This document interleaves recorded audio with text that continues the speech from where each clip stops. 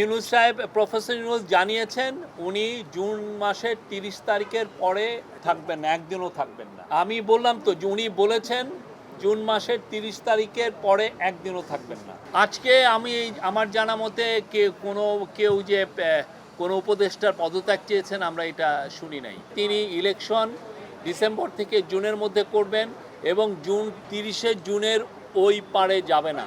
ইলেকশনটা 30 জুনের মধ্যে হবে উনি আবারও জানিয়েছেন এবং এতে সবাই সন্তোষ প্রকাশ করেছেন। উনি এক কথার মানুষ, উনি বারবার বলেছেন জুন 30-এর পরে ইলেকশন যাবে না। আপনি জানেন যে আজকের মিটিং কালকের এই মিটিংয়ের একটা কন্টিনিউশন এবং এই মিটিংয়ের মূল যে থিমটা ছিল যে এই পার্টিগুলো আসলেন, পার্টির যে লিডাররা তারা স্যারকে, প্রফেসর ইউনূসকে সমর্থন জানিয়েছেন তার রিফর্ম, তার বিচার এবং আমরা যে রিফর্ম করছি, আমরা যে বিচারের কার্যক্রম শুরু করেছি এবং আমরা যে নির্বাচনের জন্য যে কাজ করছি সেইটার জন্য তারা তাদের সম্পূর্ণ সমর্থন জানিয়েছেন। আর অ্যাট দ্য সেম টাইম তারা বলেছেন যে তারা আমাদের চিফ অ্যাডভাইজার এবং আমাদের যে ইন্টারিম গভর্নমেন্টের পাশে থাকবেন।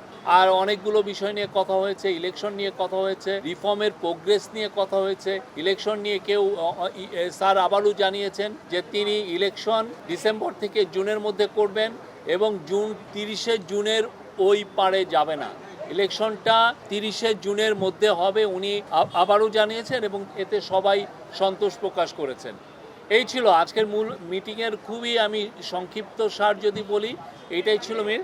আর স্যার তার ভাষণে দুইটা গ্রুপের সাথে ইন্টারাকশনের সময় কিছু কথা বলেছেন।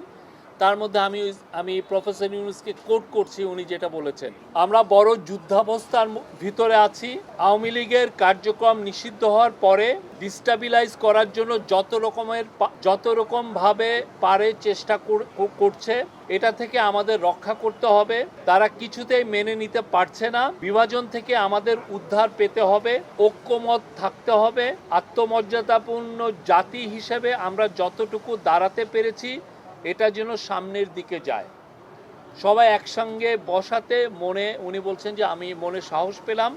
সুষ্ঠু নির্বাচন করতে না পারলে আমি অপরাধী অনুভব করব। তারপরে বলেছেন যে মহাসুযোগ পেয়েছি অভ্যুত্থানের কারণে ধ্বংস হয়ে যাওয়া দেশকে টেনে আনা, আওয়ামী লীগকে নিষিদ্ধ করার সঙ্গে সঙ্গে আর একটা যুদ্ধ পরিস্থিতি তৈরি হয়েছে দেশের ভিতরে এবং বাইরে, যাতে আমরা এগোতে না পারি, যাতে সব কিছু কলাপস হয়ে যায়, আবার যাতে গোলামিতে ফেরত যাই। এটা উনি বলেছেন। মানে যারা এই কনস্পাইরেসিগুলো করছে তাদের ইন্টেনশন হচ্ছে আমরা যেন আবার গোলামিতে ফেরত যাই।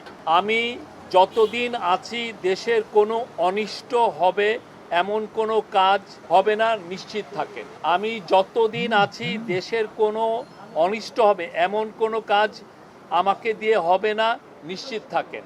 Thank you. এই ছিল।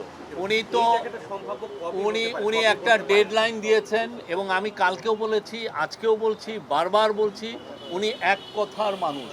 উনি বারবার বলেছেন জুন 30-এর পরে ইলেকশন যাবে না। আপনাকে ওনাকে ট্রাস্ট করতে হবে। এটা ডিসেম্বর থেকে জুন মাসের 30 তারিখ পর্যন্ত এর মধ্যে ইলেকশন হবে। ওই জুন মাসের 30 তারিখে জুলাই মাসের 1 তারিখে যাবে না। আপনি রোডম্যাপ এইটাই আপনাকে ওইটা যখন সময় আসবে উনি রোডম্যাপ বা যেটা শিডিউল সেটা ঘোষণা করবেন। আমরা তো এটা বারবার বলছি, একটা না, এটা নিয়ে কিন্তু আমরা দিনের পর দিন, মাসের পর মাস বলছি। আমি জানি না এটা কেন এটা এমবিগুইটি আছে। ওনার এখানে তো কোনো এমবিগুইটি নাই। ইউনূস সাহেব, প্রফেসর ইউনূস জানিয়েছেন উনি জুন মাসের 30 তারিখের পরে থাকবেন না, একদিনও থাকবেন না। আমি বললাম তো যে উনি বলেছেন জুন মাসের 30 তারিখের পরে একদিনও থাকবেন না। আজকে আমার জানা মতে কেউ যে কোনো উপদেষ্টার পদত্যাগ চেয়েছেন আমরা এটা শুনি নাই। কেউ রিশাফলের কথা বলেছেন, বাট পদত্যাগের কথা আমি শুনি নাই। সরি।